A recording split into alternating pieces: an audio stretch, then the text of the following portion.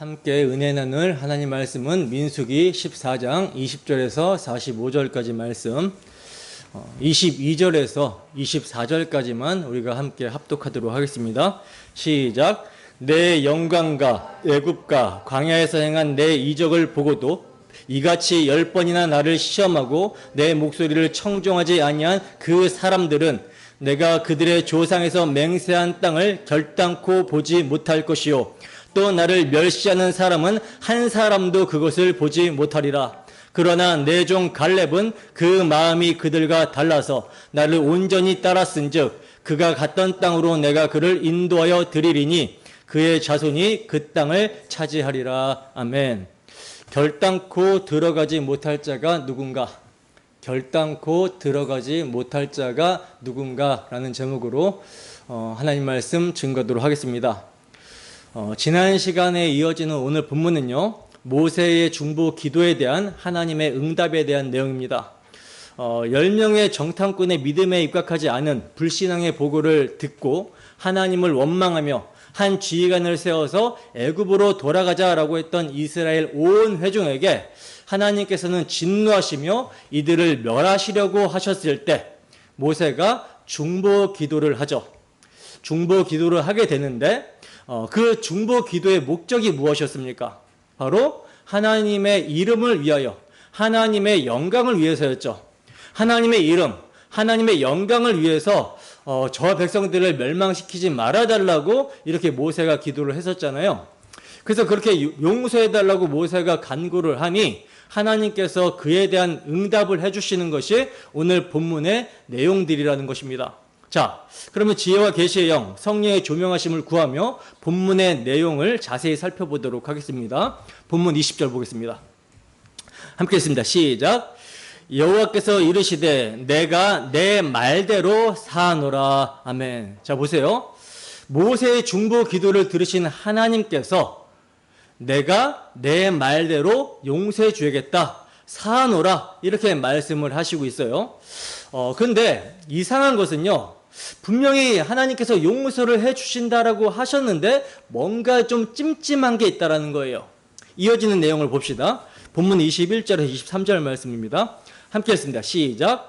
그러나 진실로 내가 살아있는 것과 여호와의 영광이 온 세계에 충만할 것을 두고 맹세하노니 내 영광과 애굽과 광야에서 행한 내 이적을 보고서도 이같이 10번이나 나를 시험하고 내 목소리를 청종하지 아니한 그 사람들은 내가 그들의 조상들에게 맹세한 땅을 결단코 보지 못할 것이요 또 나를 멸시하는 사람은 한 사람도 그것을 보지 못하리라. 아멘. 자, 보세요. 분명 하나님께서 모세의 말대로 모세의 중보 기도에 응답해서 용서해 주시겠다, 사노라 하셨는데 본문을 보면 그러나라고 하시죠. 그러나. 그리고 하시는 말씀이 당신이 살아있는 것과 여호와의 영광이 온 세계에 충만한 것을 두고 맹세하시면서 뭐라고 하시냐면 내 영광과 애굽과 광야에서 내 이적을 보고도 이같이 10번이나 하나님을 시험하고 하나님의 목소리를 듣지 않았던 반역한 자들, 10번이나 반역했다라는 것은 뭡니까? 애굽에서 10가지 재앙으로 두들겨 맞으면서도 마음을 강팍하게 하고 완고하게 하여 하나님을 거역했던 바로 왕과 전혀 다를 바 없는 똑같은 모습, 똑같은 자들이라는 거죠. 그래서 이 사람들은요, 조상들에게 맹세하신 땅에 결단코 보지 못한다. 나를 멸시하는 사람은 한 사람도 그 땅을 보지 못할 것이다. 이렇게 말씀을 해주시고 있는 거예요. 그러면 왜 하나님께서 모세의 기도에 응답하여 사하시겠다라고 해놓고 이들에게 진노하시는 것일까요? 이 부분에 대해서는 후반부의 말씀을 살펴보면서 제가 말씀을 드리도록 하겠습니다. 본문 24절 보겠습니다. 함께 했습니다. 시작.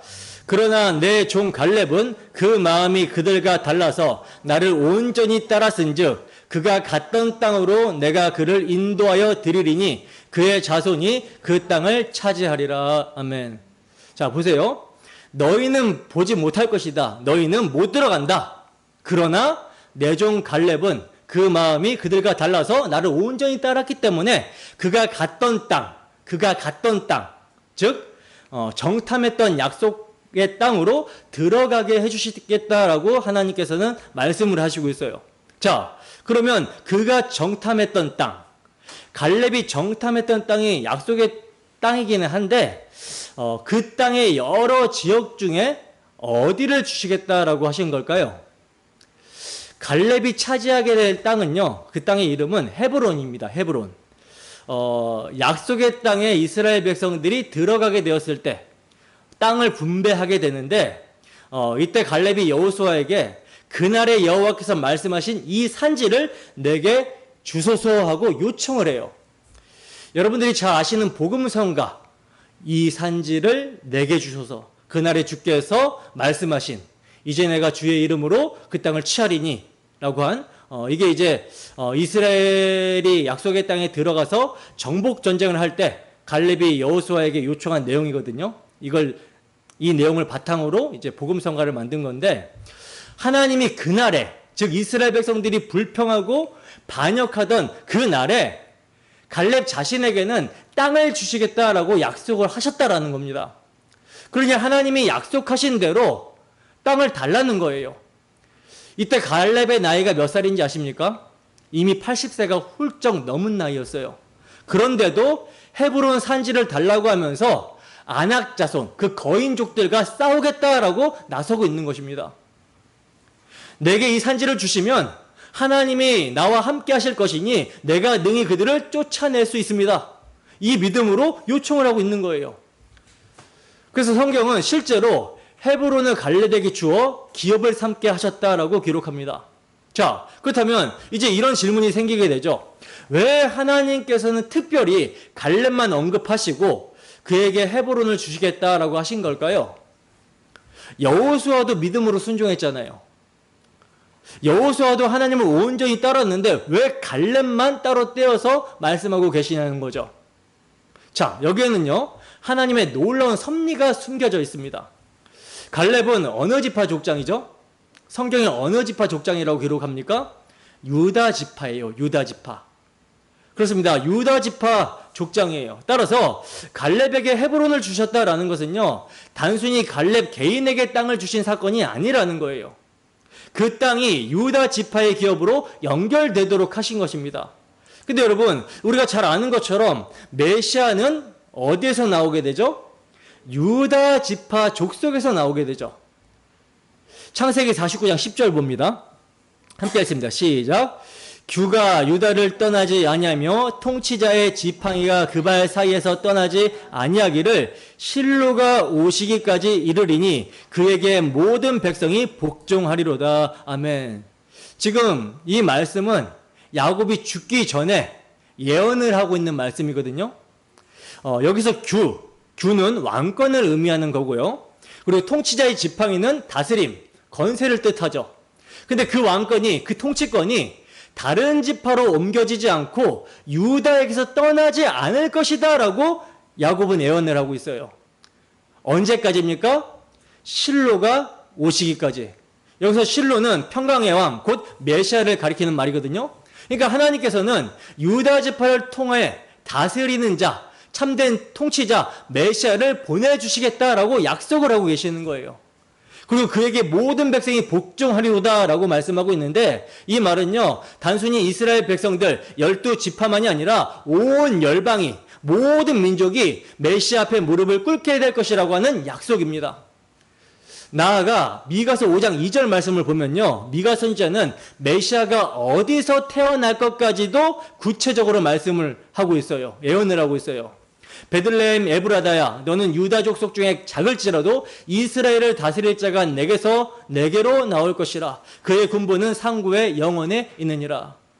여러분, 베들레헴은요, 작고 보잘것없는 동네였습니다.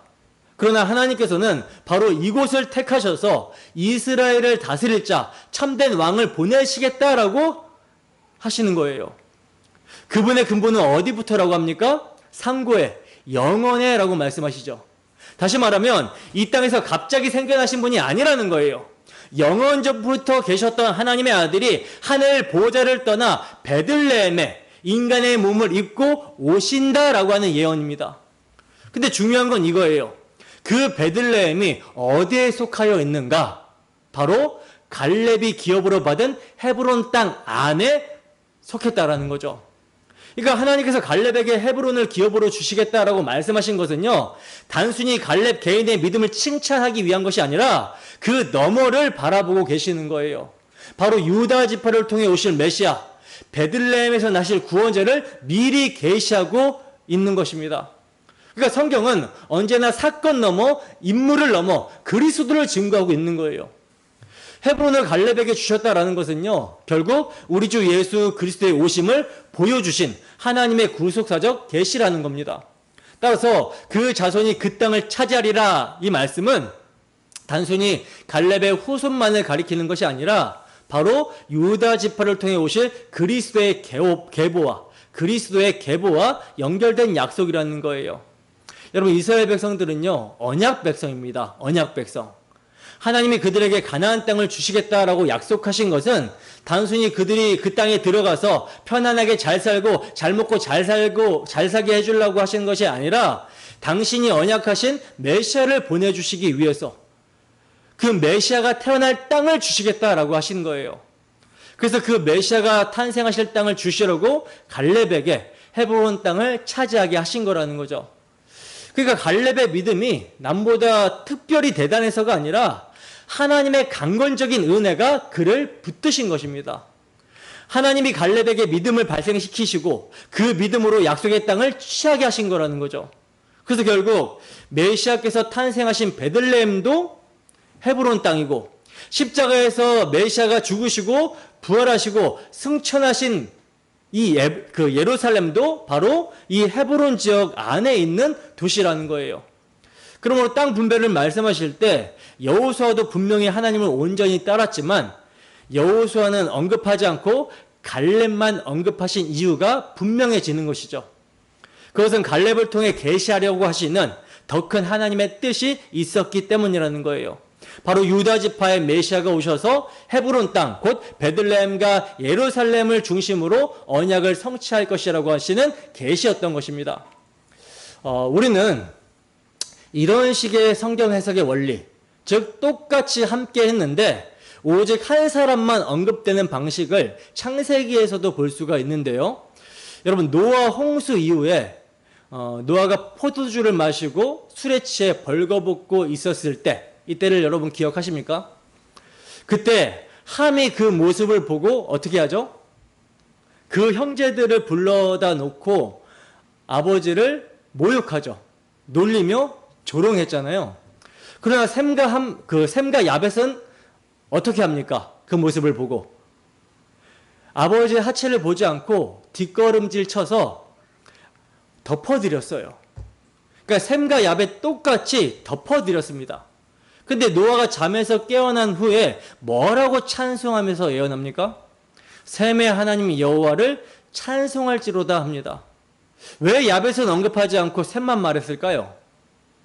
그것은 메시아의 계보가 바로 셈 자손으로 이어질 것이기 때문이었어요.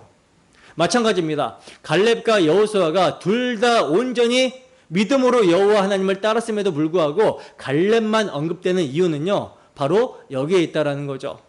성경은 언제나 인물 자체에 집중하는 것이 아니라 그 인물을 통해 오실 메시아에게 초점을 두고 계시를 이어갑니다.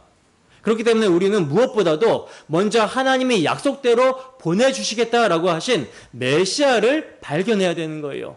그러니까 순종이 먼저가 아니라 먼저 메시아를 봐야 되는 것입니다. 은혜가 뭔지를 먼저 봐야 된다는 거죠.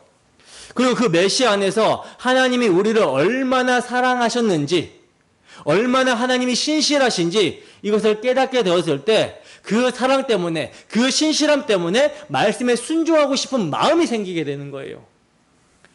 순서가 분명합니다. 메시아를 보고 그 사랑을 깨닫고 그 신실함을 깨닫고 그 은혜에 사로잡혀서 순종으로 나아가게 되는 거라는 거죠. 자, 본문 26절에서 28절 말씀입니다. 함께 했습니다. 시작. 여호와께서 모세와 아론에게 말씀하여 이르시되 나를 원망하는 이 악한 회중에게 내가 어느 때까지 참으랴. 이스라엘 자손이 나를 향하여 원망하는 그 원망하는 말을 내가 들어노라. 그들에게 이르기를 여호와의 말씀에 내 삶을 두고 맹세하노라. 너희 말이 내 귀에 들린 대로 내가 너희에게 행하리니. 아멘. 보세요. 하나님께서 그들에게 이르라고 하시면서, 모세에게 이르라고 하시면서 뭐라고 말씀하십니까? 내가 내 삶을 두고 맹세한다라고 하십니다. 아주 확실하게 말씀하시는 거죠. 그러면 무엇을 말씀하시느냐? 너희 말이 내 귀에 들린 대로 내가 너희에게 행하겠다라는 겁니다. 그러면 이스라엘 백성들이 무슨 말을 했습니까? 이스라엘 백성들이 무슨 말을 하나님께 했길래 하나님께서 들으시고 그대로 행하신다라고 하는 것이죠? 차라리 우리가 애굽에서 죽었더라면, 아니면 광야에서 죽었더라면 좋았을 텐데 왜 우리를 여기까지 끌고 와서 칼에 쓰러지게 하느냐, 이러한 불평을 했는데 하나님이 다 들으셨다라는 거예요. 그리고 너무나도 무섭게도 그 들린 대로 행하시겠다라고 말씀하시는 겁니다. 무슨 뜻입니까? 불평과 원망을 하나님이 기도처럼 다 받으셨다라는 거예요. 무섭죠? 여러분, 우리도 이럴 때가 참 많지 않습니까? 눈에 보이지 않는다고 해서 하나님을 업신여기고 내 마음대로 말을 뱉고 불평과 원망을 내뱉을 때가 얼마나 많습니까? 누구를 욕하거나 하나님을 원망하거나 상황 자체를 불평하는 경우가 있다라는 거죠.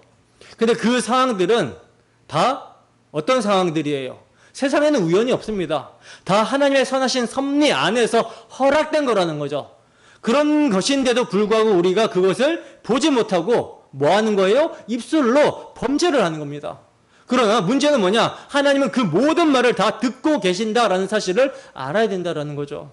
성경은요, 원망의 말, 불평의 말이 아니라 우리가 어려움 가운데 처하고 낙심 가운데 처하는 그런 상황에서조차도 뭐 하라고 합니까? 아무것도 염려하지 말고 모든 일에 기도와 간구로 감사함으로 너희 구할 것을 하나님께 아뢰라고 합니다. 구할 것을 하나님께 아뢰라, 감사함으로 아뢰라 그래요. 이걸 하나님께 들려드려야 되는 거죠. 그렇게 되면 하나님이 응답하시는데 어떻게 응답하시냐? 모든 지각에 뛰어나신 하나님의 평강이 너희 마음과 생각을 지켜주시겠다라고 말씀을 하세요. 그러니까 우리는 당연히 원망하고 불평하는 말을 제해야 되고, 무슨 말을 해야 돼요? 감사함으로 우리 구할 것, 우리 형편을 하나님께 아뢰야 된다라는 거예요. 자, 그래서 29절에 이렇게 말씀하십니다. 이렇게 불평의 말을 하나님이 들으시고 이렇게 말씀하십니다. 너희 시체가 이 광야에 엎드려질 것이다.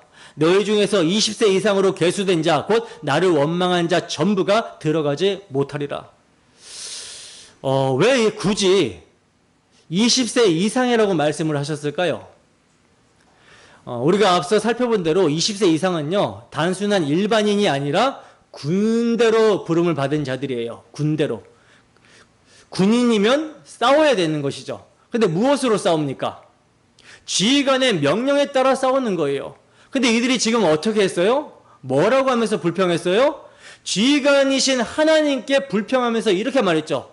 우리는 하나님을 지휘관으로 따르지 않겠다. 다른 다른 지휘관을 세워서 애굽으로 돌아가겠다. 이렇게 원망을 했다라는 거죠. 여러분, 이게 뭡니까? 명백한 반란입니다. 반란.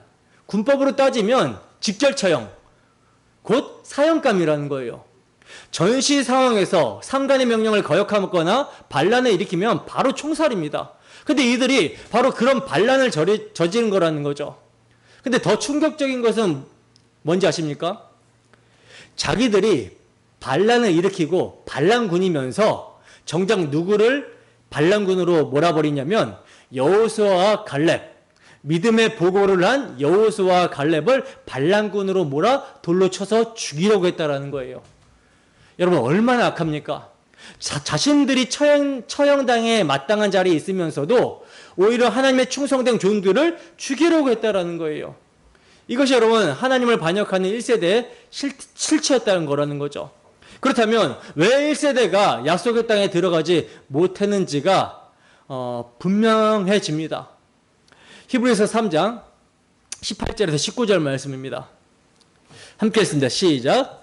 또 하나님이 누구에게 맹세하사 그의 안식에 들어오지 못하리라 하셨느냐? 곧 순종하지 아니하는 자들에게가 아니냐? 이로 보건대 그들이 믿지 아니함으로 능히 들어가지 못한 것이라. 아멘.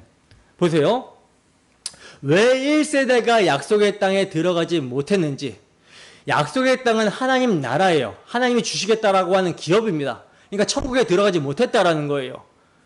근데 왜 이들이 들어가지 못하게 되었는지 히브리서 기자는요, 1세대들이 약속의 땅에 들어가지 못한 이유를 순종하지 않았기 때문이라고 증거를 합니다. 무엇에 순종하지 않았는가? 하나님께서 내가 그 땅을 너에게 주겠다, 올라가서 취해라 하셨는데, 말씀하셨는데, 이들은 뭐부터 했어요? 정탐부터 했죠. 그리고 정탐하고 돌아와서는 뭐라고 했습니까? 우리는 못 올라갑니다. 불순종을 했어요. 근데 그 불순종의 근거가 뭐냐? 히브리서 기자는 분명히 말합니다. 이러함으로 보건대 그들이 믿지 아니함으로 능히 들어가지 못한 것이라. 불순종의 뿌리가요, 불신앙이었다라는 거예요. 믿지 않으니까 불순종이 나온 것입니다. 그래서 히브리서 기자는 순종하지 않았다라는 말과 믿지 않았다라는 말을 같은 말로 쓰고 있는 거예요. 여러분, 우리도 이렇게 말할 때가 있죠. 제가 믿기는 믿습니다. 그런데 너무나 연약해서 불순종할 때가 많습니다. 그런데 성경은 그것을 단순한 연약함으로 평가하지 않습니다. 믿음이 없어서 나온 불순종이라고 말씀하시는 거예요. 우리가 연약함이라는 말로 포장하지만 사실은 비정상적인 거라는 거죠. 성경의 평가로는 그것은 믿지 않는 것입니다. 문제는 무엇입니까? 믿음이 너무 없기 때문에 나타난 현상이 불순종인데, 너도 나도 다 불순종하다 보니까 그래도 뭐 이 정도면 믿는 거지 하면서 서로 위로하며 정신 승리를 하고 있는 거예요. 제가 다소 강하게 말씀을 드리는 것 같지만 히브리서 기자의 말을 빌리면 분명히 이렇게 해석할 수밖에 없습니다. 순종하지 아니하였고 믿지 아니하였다. 똑같다라는 거죠. 자, 계속해서 31절입니다. 본문 31절 함께 했습니다. 시작. 너희가 사로잡히겠다고 말하던 너희의 유아들은 내가 인도하여 드리리니 그들은 너희가 싫어하던 땅을 보려니와. 아멘. 자, 보시면 굉장히 아이러니하죠. 이스라엘 백성들이 말한 것에 반대로 하나님은 꼭 행하시고 있는 것 같아 보여요. 근데 잘 보셔야 되는 것이 있는데, 그게 뭐냐면 하나님이 굳이 반대로 행하신 게 아니라는 사실입니다. 하나님은 처음부터 원래 하시기로 한 대로 진행하시고 있는 거예요. 하나님은 자기 백성을 약속의 땅에 들이시기로 이미 언약을 하셨죠. 근데 문제는 뭐냐? 이스라엘 백성들이 뭐라고 말했습니까? 우리 아내들, 우리 자식들이 다 죽게 생겼다. 다 사로잡힐 것이다. 이렇게 말하니까 하나님이, 아니, 너네 아내들과 너네 자식들은 들어갈 거야. 그러나 너는 죽는다. 이렇게 하시는 거죠. 결국 누가 죽습니까? 불순종한 1세대가 다 광야에 엎드러지게 되는 겁니다. 왜 죽습니까? 이유는 아주 명확합니다. 불신앙과 불순종이 다 연결이 되어 있고요. 그 중심에는 뭐가 있느냐? 하나님이 약속하신 그 땅을 싫어했다라는 거예요. 여러분, 그 땅을 왜 싫어했을까요? 들어가려면 안악자손과 전쟁을 해야 되는데 믿음이 없다 보니까, 그들이 들은 바 말씀을 믿음과 결부시키지 못하다 보니까 질 것 같고, 질 것 같으니까 들어가기 싫었던 거죠. 그래서 불신앙이 불순종으로 이어지게 되고, 불순종이 결국 그 땅이 싫다라고 하는 태도로 드러나게 된 것입니다. 이게 다 세트처럼 연결이 되어 있는 거예요. 그리고 또 다른 이유는요, 하나님은 그 땅은 젖과 꿀이 흐르는 땅이라고 이렇게 약속을 하셨잖아요. 근데 백성들이 실제로 눈으로 보니까 좋은 땅이긴 해요. 좋은 땅이긴 하지만 자기들 눈에 봤을 때는 비현실적인 이상으로 보였던 거예요. 여러분, 무엇이 그러나 현실입니까? 눈에 보이는 것이 현실입니까? 아니면 하나님의 약속이 현실입니까? 하나님의 언약이, 하나님의 약속이 현실이에요. 근데 이스라엘 백성들은요, 그것을 깨닫지 못했다라는 거죠. 그러나 한번 생각을 해보세요. 지금까지 이스라엘 백성들이 얼마나 많은 기적을 경험했습니까? 홍해가 눈앞을 가로막았을 때 눈으로 볼 때는 현실이 어떤 현실이에요? 홍해 바다가 앞을 막고 있는 현실이죠. 그리고 뒤에서는 애국 군대가 쫓아오는 게 현실이에요. 근데 진짜 현실은 무엇이었습니까? 가만히 있어라. 여호와께서 오늘 너희를 위하여 행하는 구원을 봐라 하신 하나님의 말씀이 현실이었다라는 거죠. 그래서 말씀하신 대로 어떻게 돼요? 바다가 갈라져 버려요. 그리고 뒤에서 쫓아오는 애국 군대는 어떻게 돼 버립니까? 그 이스라엘 백성들이 갈라진 바다를 통과하자마자 애국 군대가 그 물에 수장되어 버리죠. 다 죽게 되어 버립니다. 결국 하나님의 말씀이 현실이 된 거예요. 그런데도 이들은 또다시 현실을 분별하지 못하고 있는 거라는 거죠. 그러나 언약을 신뢰하는 자에게는요, 하나님의 약속이 곧 현실이에요. 그래서 하나님의 약속을 믿는 자는 그것이 반드시 이루어질 것을 확신하기 때문에 이미 자기의 것으로 취하는 것입니다. 그래서 하나님이 먹으라고 하면요, 그냥 먹으면 되는 거예요. 여러분, 밥 무서워하는 사람 있습니까? 밥? 우리 먹는 밥? 없잖아요. 밥은 그냥 먹는 거죠. 하나님의 약속은 이보다 더 확실합니다. 실제로 40년 후에 2세대들은요, 그 땅을 차지하게 되죠. 누구의 능력으로 차지하게 됩니까? 바로 하나님의 능력으로 차지하게 됩니다. 여기서 이스라엘이 한 일이라고는요, 그저 믿기만 하면 되었던 거예요. 그저 믿기만. 하나님의 약속을 그저 믿기만 하면 됐다라는 거죠. 싸우는 것도 이스라엘 백성들이 안 싸웁니다. 하나님이 다 싸우셨어요. 그들에게 제대로 된 칼이나 창, 방패 뭐 이런 것들이 있었습니까? 전혀 없었어요. 근데 어떻게 이겼어요? 언약궤가 앞서 가시고 하나님이 함께 가시니까 그냥 승리하게 되었던 거라는 거죠. 그러므로 하나님의 약속이 떨어졌을 때 그 약속을 믿는 자는 반드시 승리하게 되고요, 전리품을 얻게 된다라고 성경은 분명히 말씀하십니다. 그러나 이스라엘 백성들이 어떻게 했습니까? 믿지 못했죠. 그 땅을 멸시했던 것이죠. 하나님께서 주시겠다고 약속하신 땅을 멸시했던 거예요. 하나님이 주시겠다라고 하신 약속을 불신앙으로 대했고 결국 그 불신앙은 불순종으로 드러납니다. 그래서 하나님께서 이렇게 말씀하십니다. 32절 보시면 너희 시체는 이 광야에서 엎드러질 것이요. 네, 결론은 이것입니다. 믿지 않은 1세대는 다 죽는다는 거예요. 자, 그렇다면 제가 서두에 말씀드린 대로 이것이 과연 용서라고 할 수 있겠습니까? 모세가 간구했고 하나님께서 내 말대로 사하노라, 용서하노라 이렇게 하셨잖아요. 그런데 결과는 어떻습니까? 1세대는 광야에서 다 엎드려져서 죽고 말았어요. 약속의 땅에 못 들어갑니다. 그렇다면 이게 정말 용서인가 라고 하는 의문이 드는 것이죠. 여러분, 여기서 우리가 분명히 짚고 넘어가야 되는 게 있는데 그게 뭐냐? 하나님께서 말씀하신 사하신다라는 말씀은 즉각적인 진멸을 거두셨다라는 의미이지 그들의 불신앙을 없는 것으로 덮어버리셨다라는 뜻은 아니라는 거예요. 그래서 하나님은 사하신다라고 하신 다음에 분명하게 이렇게 말씀을 하셨던 겁니다. 그 사람들은 나의 영광과 기적을 보고도 나를 멸시하고 청종하지 않았으니 결단코 들어가지 못할 것이다. 무슨 말입니까? 사하신다라고 하신 용서와 심판이 동시에 선포되고 있다는 거예요.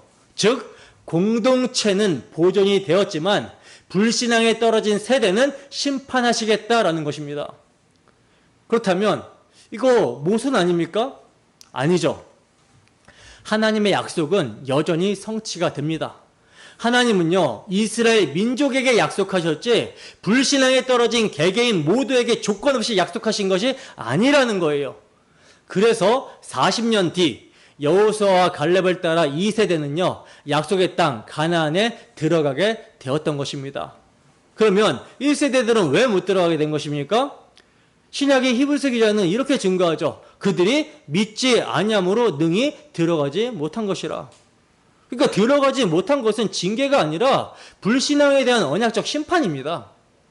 하나님의 약속을 폐하신 것이 아니라 믿음 없는 자를 제거하시고 믿음으로 응답하는 자들을 통해 언약을 이루신 거라는 거예요.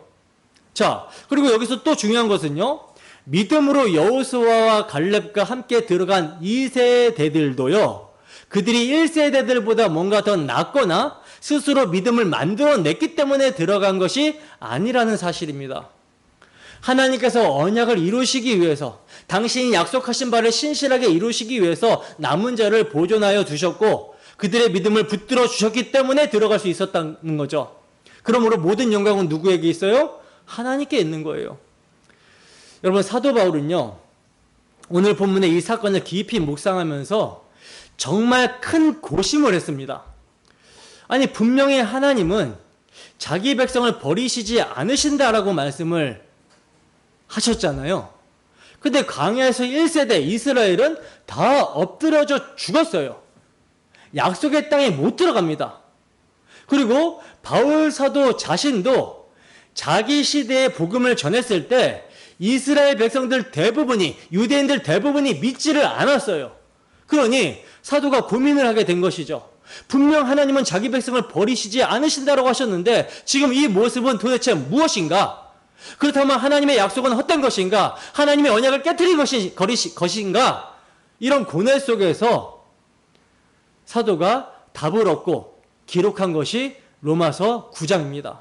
로마서 9장 4절에서 8절 말씀입니다. 함께 읽습니다. 시작. 그들은 이스라엘 사람이라 그들에게는 양자됨과 영광과 언약들과 율법을 세우신 것과 예배와 약속들이 있고 조상들도 그들의 것이요 육신으로 하면 그리스도가 그들에게서 나셨으니 그는 만물 위에 계셔서 세세히 찬양받으실 하나님이시니라. 아멘. 그러나 하나님의 말씀이 폐하여진 것 같지 않도다. 이스라엘에게서 난 그들이 다 이스라엘이 아니요 또한 아브라함의 씨가 다 그의 자녀가 아니라 오직 이삭으로부터 난 자라야 내 씨라 불리리라 하셨으니 곧 육신의 자녀가 하나님의 자녀가 아니요 오직 약속의 자녀가 씨로 여기심을 받느니라. 아멘. 보세요. 이스라엘은요 하나님의 백성들입니다. 예수 그리스도께서 오실 통로가 되었던 민족이었다라는 거예요. 그리고 하나님은 자기 백성을 결코 버리시지 않으신다라고 하셨죠. 근데 문제는 뭐냐? 지금 그들이 다 믿지 않은 것처럼 보인다라는 겁니다. 바로 이 지점에서 바울 사도가 고심한 거예요. 그리고 그 끝에 깨닫게 된 것이 뭐냐? 아, 육신적으로 이스라엘에서 태어났다라고 해서 다 약속의 자녀가 되는 것이 아니구나라는 거였어요. 즉 언약 백성이라는 울타리 안에 있다라고 해서 자동적으로 다 하나님 나라에 들어가는 것이 아니었다라는 겁니다. 그러면 참 이스라엘은 누구입니까? 오직 믿음으로 약속에 결부된 자들, 오직 믿음으로 언약을 붙든 자들이 참된 자녀라는 거예요. 그러므로 하나님의 약속은 결코 폐하여진 것이 아니라는 거죠. 언약은 변함없이 성취가 됩니다. 다만 믿지 않는 자들은 약속에서 잘려나가게 되고 믿음으로 응답하는 자들 안에서 언약이 이어지고 있다라는 거예요. 그렇기 때문에 사도 바울은요 이스라엘의 실패를 보면서도 절망하지 않을 수 있었다라는 거죠. 왜냐? 하나님이 남은 자들을 반드시 보존하시고 그들을 통해 언약을 끝끝내 성취해내신다라는 사실을 그가 알았기 때문입니다. 여러분, 이것이 바로 오늘 본문의 교훈과 이어지게 되는 거예요. 하나님은요 약속하신 대로 1세대를 다 버리신 것이 아니라 그들의 불신앙을 심판하신 것입니다. 그러나 동시에 2세대들을 세워 언약을 이루셨어요. 똑같아요. 하나님은 약속하신 대로 유대인들을 통해 그리스도를 보내셨습니다. 그러나 믿지 않는 자들은 배제가 되었고 믿음의 자녀들을 통해 언약을 이루셨어요. 그러므로 우리가 확신할 수 있는 것은 이것이죠. 하나님의 약속은 절대로 폐하여지지 않는다. 하나님의 언약은 사람의 불신앙에도 불구하고 흔들리지 않는다. 참된 믿음의 자녀들을 통해 반드시 성취가 된다. 이것이 사도 바울이 깨달은 복음이고 우리가 오늘 붙들어야 될 소망인 것입니다. 여러분, 하나님이 이스라엘을 버리신 적은 없어요. 그러나 불신앙에 있었던 자들은 약속에서 끊어지고 약속은 오직 믿음으로 응답하는 자들 안에서 성취가 되었던 것입니다. 그러므로 결론이 분명해지죠. 첫째, 사하노라 라고 하는 말은요 즉각적 멸망을 거두신 언약적 긍휼이고요. 둘째, 결단코 들어가지 못하리라 이 말씀은 불신앙 세대에 내리신 언약적 심판입니다. 그리고 셋째, 약속은 폐하여지지 않았다라는 거예요. 하나님은 남은 자들로 믿음을 붙들게 하심으로 언약을 끝내 성취하셨습니다. 여러분, 이 말씀은 오늘날 우리에게도 동일하게 적용이 됩니다. 교회 공동체라는 울타리 안에 있다라고 해서 다 약속의 땅이 상징하는 하나님 나라에 들어가는 것이 아니라는 거예요. 말씀을 듣고도 믿음과 결합하지 않아야 하면 1세대처럼 광야에서 다 엎드러질 수밖에 없다라는 것입니다. 하지만 예수 그리스도를 믿는 자들에게는 그 믿음을 끝까지 붙들어 주시는 하나님의 은혜가 있다라는 것이죠. 그 은혜가 오늘도 우리를 약속의 땅으로 안식으로 인도하고 있는 거예요. 자, 본문 33절입니다. 함께 했습니다. 시작. 너희의 자녀들은 너희 반역한 죄를 지고 너희의 시체가 광야에서 소멸되기까지 40년을 광야에서 방황하는 자가 되리라. 아멘. 자, 보세요. 분명 하나님께서는요, 1세대들의 시체는 광야에서 다 엎드러지게 될 것이지만 그 자식들 2세대는 약속의 땅에 들어가게 될 것이라고 이렇게 말씀을 해주셨잖아요. 그런데 1세대의 자녀들이 바로 약속의 땅에 들어가게 되는 것이 아니라 지금 가데스 바네아에 있으니까 그냥 1세대들을 죽여버리시고 2세대들을 바로 들이시면 될 텐데 그렇게 하시는 것이 아니라 너희 자녀들은 너희 반역한 죄를 지고 40년 동안 광야에서 방황하는 자가 될 것이다. 이렇게 말씀을 하십니다. 충격적이죠.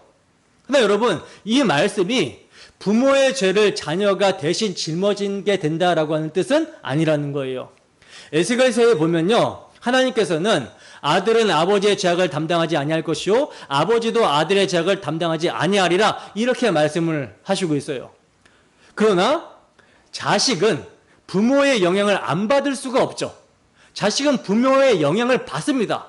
즉 부모 세대의 불신앙이 공동체 전체를 병들게 하기 때문에 자녀 세대도 그 결과를 함께 겪을 수밖에 없다라는 것을 말씀해 주시고 있는 거예요.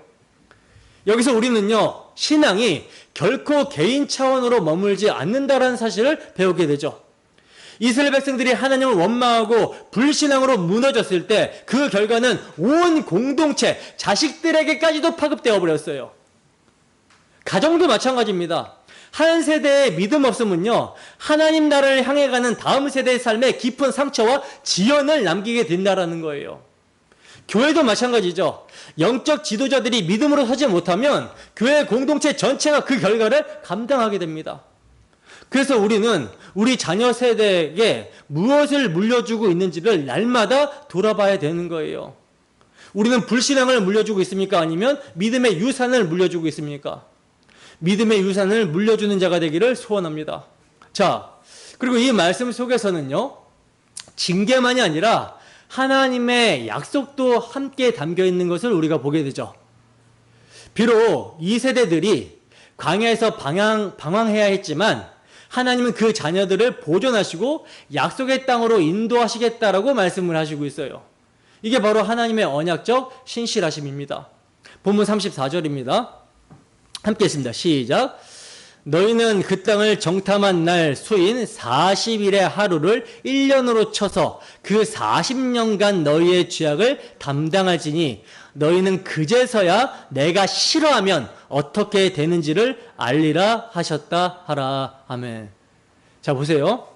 하나님께서는 이 세대들이 그 땅을 정탐한 날 수인 40일의 하루를 1년으로 쳐서 40년간을 1세대의 죄악을 담당하게 하시고 있어요. 왜 하나님께서 하루를 1년으로 환산해서 40년을 정하셨을까요? 그 이유를 너희는 그제서야 내가 싫어하면 어떻게 되는지를 알리라 이렇게 말씀을 합니다. 여러분, 하나님이 싫어하시는 것은요, 단순한 실수가 아닙니다. 바로 불신앙, 곧 하나님의 말씀을 현실로 받지 않고 멸시하는 태도예요. 불신앙은 겉으로 볼 때 작은 의심 같지만 본질은 뭐냐? 하나님을 거짓말하는 분으로 만드는 반역입니다. 그래서 하나님은 40년을 광야에서 보내게 하십니다. 이것은 형벌인 동시에 교훈의 시간인 것이죠.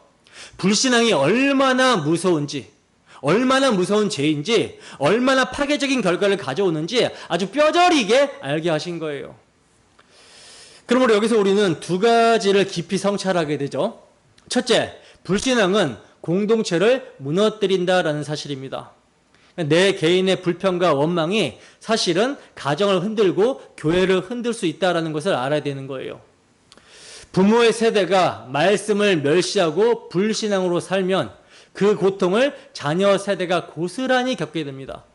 그러므로 지금 우리가 믿음을 선택하는 것은 단지 내 영혼의 문제만이 아니라 다음 세대를 향한 책임이기도 한 거라는 거예요. 그리고 둘째, 불신앙은 하나님이 가장 싫어하시는 죄라는 사실입니다. 여러분, 하나님이 우리의 실패나 연약하심 때문에 버리시는 게 결코 아니에요. 싫어하시는 것은 불신앙입니다. 불신앙. 믿음이 없이는 하나님을 기뻐하시지 못하게 한다라고 그랬어요. 뒤로 물러가는 자, 침륜에 빠지는 자를 하나님이 기뻐하시지 않는다라고 하셨습니다.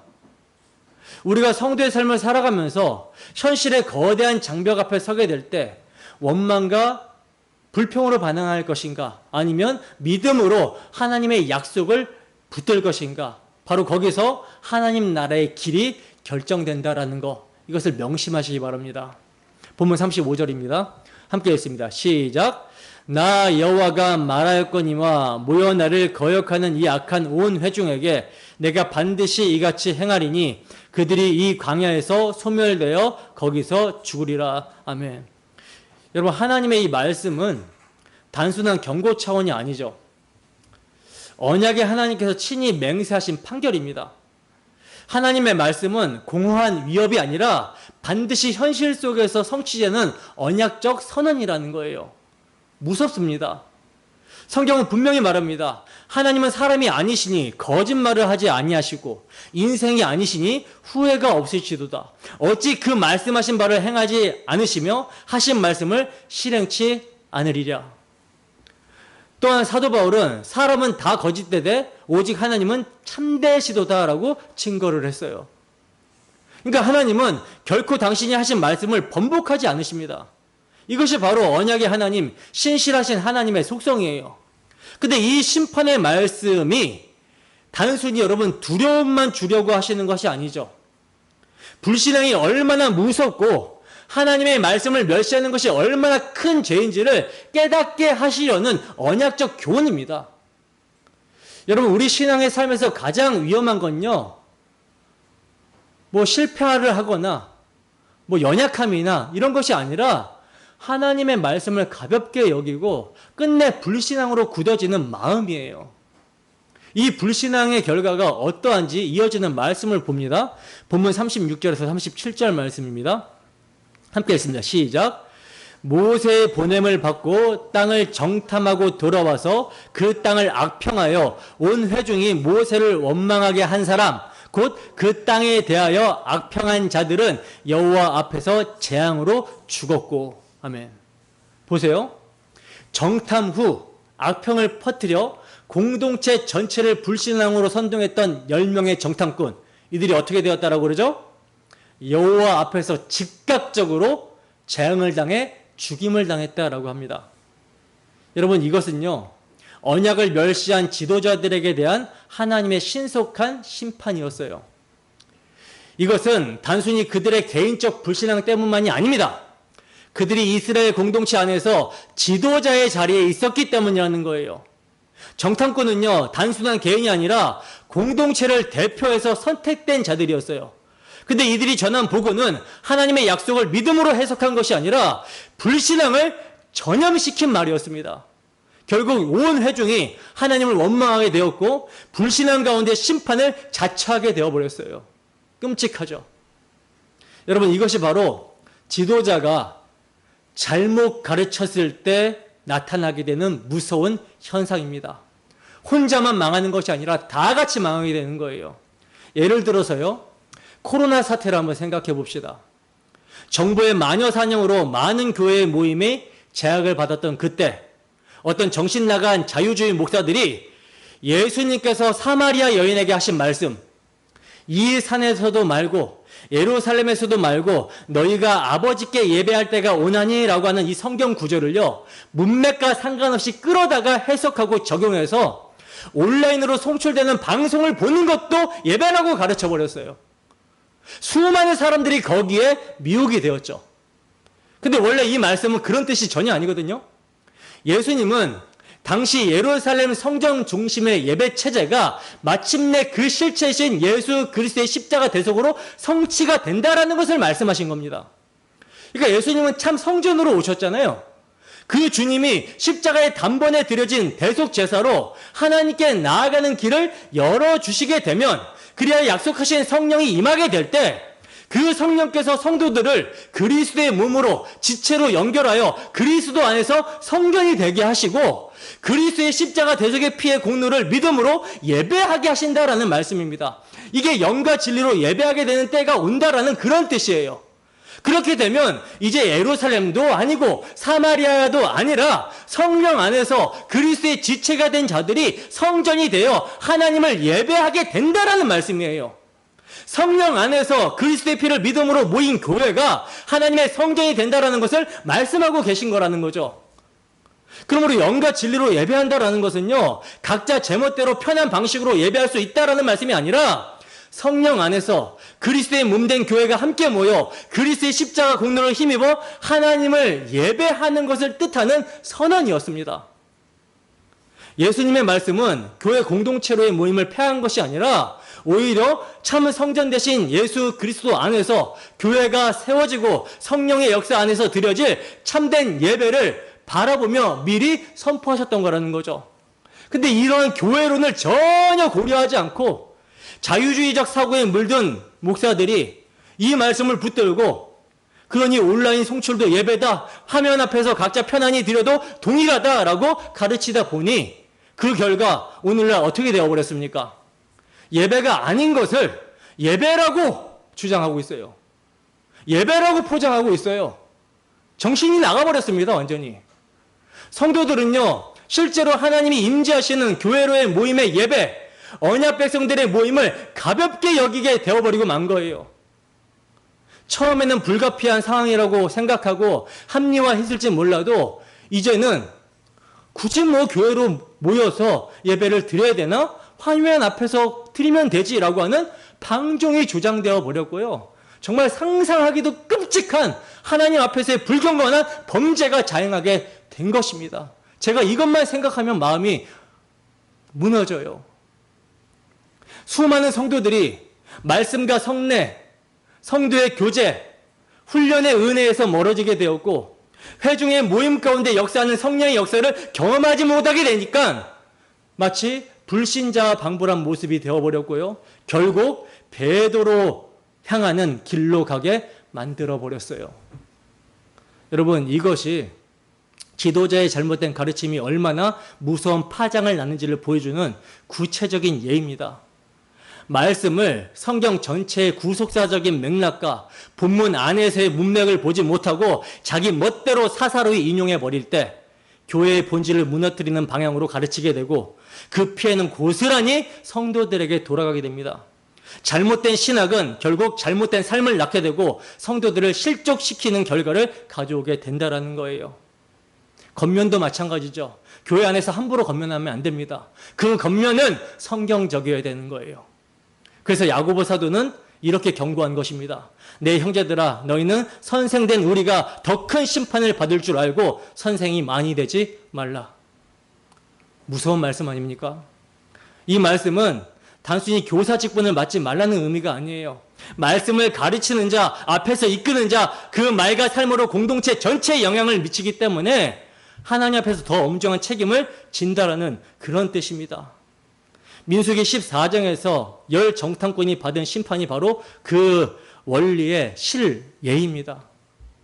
하나님은 영적 지도자가 불신앙을 퍼뜨려 공동체를 무너뜨릴 때 결코 가볍게 넘어가지 않으십니다. 지도자의 말은 단순한 말이 아니라 공동체의 방향을 결정하는 무게를 지니기 때문이라는 거예요.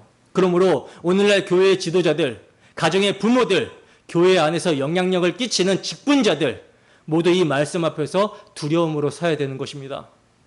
교회의 지도자는 말씀을 바르게 해석하고 시대의 위기 속에서도 진리를 타협 없이 선포해야 되는 거예요. 그래서 바울 사도는 디모데에게 이렇게 부탁을 한 거죠. 진리를 타협 없이 선포해야 된다. 너는 진리의 말씀을 옳게 분별하여 부끄러울 것이 없는 일꾼으로 자신을 하나님 앞에 드리기를 힘쓰라. 이것이 지도자에게 맡겨진 거룩한 책임입니다. 본문 38절입니다. 함께 했습니다. 시작. 그 땅을 정탐하러 갔던 사람들 중에서 오직 눈의 아들 여호수아와 여분네 아들 갈렙은 생존하니라. 아멘. 잘 보시면 지금 계속해서 여호수아와 갈렙의 이름은 언급이 되고 있지만 나머지 10 정탐꾼들의 이름은 더 이상 나오지 않고 있죠. 정탐꾼을 처음 보낼 때만 해도요, 12명의 이름 모두가 다 기록이 되었는데 정탐을 하고 돌아온 이후에는 2사람만 기억되고 10명은 언급조차 되고 있지 않아요. 왜 그렇습니까? 모세가 성령의 감동으로 이 기록을 남길 때 하나님께 불순종한 자, 믿음 없는 자를 기억하지 않으신다라는 것을 드러내시는 거예요. 룻기에도 같은 장면을 보게 되죠. 나오미의 기업을 물을 자격이 1순위였던 사람이 있었지만 이 사람이 자기 희생을 피하고 권리를 포기해버리자 성경은요, 그의 이름을 뭐라고 부르고 있냐면 아무개라 이렇게 부르고 있어요. 아무개. 그의 이름조차도 밝히지 않고 그저 그냥 아무개라 이렇게 부르고 있어요. 반대로 보아스는 계속해서 이름이 불리고 기억되고 있죠. 그러니까 믿음 안에서 언약을 붙든 자와 믿음 밖에 있는 자를 하나님께서 철저하게 구분하시는 겁니다. 본문 39절입니다. 함께 읽습니다. 시작. 모세가 이 말로 이스라엘 모든 자손에게 알림해 백성이 크게 슬퍼하여. 아멘. 자, 여기서 모세가 전한 말은 딱 2가지였죠. 뭡니까? 첫째, 여호수아와 갈렙 외에는 결단코 약속의 땅에 들어가지 못한다라는 것과, 둘째, 너희의 시자가 광야에 엎드려지게 될 것이다 라는 말씀입니다. 이 말은요, 못 들어간다라고 해서, 약속의 땅에 못 들어간다라고 해서 애굽으로 돌아가게 되거나 다른 땅으로 가게 되는 것이 아니라 광야에서 모두가 다 죽는다라는 선포였어요. 그래서 이 말을 듣고 이스라엘 백성들이 뭐 했다라고 합니까? 크게 슬퍼했다라고 하고 있는데요. 여러분, 이들이 무엇 때문에 슬퍼했을까요? 이들이 무엇 때문에 슬퍼했을까요? 자신들이 하나님께 불순종한 것 때문에 슬퍼했습니까? 마음이 아파서 슬퍼했습니까? 양심의 가책 때문에 슬퍼했습니까? 아니죠. 자신들이 광야에서 죽는다라고 하는 징계가 두려워서 슬퍼한 거예요. 마치 아버지의 마음을 아프게 한 것을 슬퍼한 것이 아니라 아버지가 들고 계신 회초리를 무서워서 우는 것과 같은 모습이라는 거죠. 추한 모습이고 애같은 모습이며 끝까지 아버지의 마음은 안중에도 없고 언약을 붙드는 믿음의 모습이 나오지가 않습니다. 이것이 40절 이하를 보면 더 분명히 드러나게 되는데, 아침에 일찍이 일어나 산꼭대기로 올라가며 이르되 보소서 우리가 여기 있나이다. 우리가 여호와께서 허락하신 곳으로 올라가리니 우리가 범죄하였나이다. 여러분, 이게 뭡니까? 뒷북도 이런 뒷북이 없는 거죠. 조금 전까지만 해도 갈렙이 올라가자 했을 때, 능히 이길 수 있다, 취하자라고 했을 때는 그 갈렙을 돌을 들어가지고 쳐서 죽이려고 했던 사람들인데, 하나님이 너희는 광야에서 다 죽는다라고 하시니까 갑자기 올라가자 그러고 있는 거예요. 왜 그렇습니까? 징계가 두려워서 회초리를 피하려고 하는 거죠. 그러나 여러분, 이건요, 믿음도 회개도 아닙니다. 하나님께서 올라가라 하실 때는 거부하더니 이제 광야로 들어가라고 하실 때는 또 거부하고 있어요. 자기들 방식대로 올라가 버리는 겁니다. 2번의 불순종입니다. 하나님이 말씀하신 방식이 아니라 자기 방식을 밀고 나간 거라는 거예요. 그래서 41절을 보면 모세가 이렇게 책망합니다. 너희가 어찌하여 이제 여호와의 명령을 범하느냐? 이 일이 형통하지 못하리라. 그러니까 이들의 행동은 자기 중심적 고집이었을 뿐이라는 거예요. 여러분, 교회당에 오래 출입하면서도요, 순종의 미덕을 배우지 못한 사람들의 특징이 무엇입니까? 말씀 앞에서 자기 객관화가 안 돼요. 더 고집스럽다는 거죠. 그러나 고집은 믿음입니까? 믿음이 아닙니다. 꺾여야 할 때 꺾이지 못하는 완악함일 뿐이라는 거예요. 그래서 모세는 이렇게 경고합니다. 여호와께서 너희 중에 계시지 아니하니 올라가지 말라. 너희가 여호와를 배반하였으니 여호와께서 너희와 함께하지 아니하시리라. 무서운 말씀이죠. 그리고 서글픈 말씀이죠. 여러분, 출애굽 이후 하나님이 자기 백성과 함께하지 않으신 적이 있었습니까? 언제나 성막과 언약궤, 구름기둥과 불기둥으로 늘 동행하셨어요. 근데 지금은 뭐라고 말씀하시죠? 함께하지 않으신다라고 하십니다. 왜입니까? 그들이 믿지 아니함으로 언약을 스스로 버렸기 때문이에요. 여러분, 교회당에 출입하는 많은 이들이 착각하는 게 뭔지 아십니까?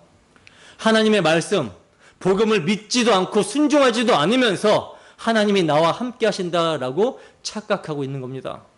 언약에 순종하지 않으면서, 하나님의 약속의 말씀에 순종하지 아니하면서 내 계획대로, 내가 계획한 대로 자기 마음대로 하면서 기도만 하면 하나님이 들어주실 것이다 라고 하는 어리석음, 기대하는 어리석음이에요. 그러나 하나님은 말씀대로 순종하지 않는 자와 함께하지 않으십니다. 그럼에도 이스라엘은 어떻게 했습니까? 자기 고집을 꺾지 않고 올라갑니다. 모세도 언약궤도 진영을 떠나지 않았는데 자기 힘으로 올라가 버렸어요. 그 결과 어떻게 됩니까? 45절. 아말렉 사람과 가나안 사람이 내려와서 그들을 무찌르고 호르마까지 이르렀더라. 완전히 패배. 완전히 패배합니다. 여러분, 이것은요, 옛 이스라엘 이야기가 아니라 오늘 우리의 이야기입니다.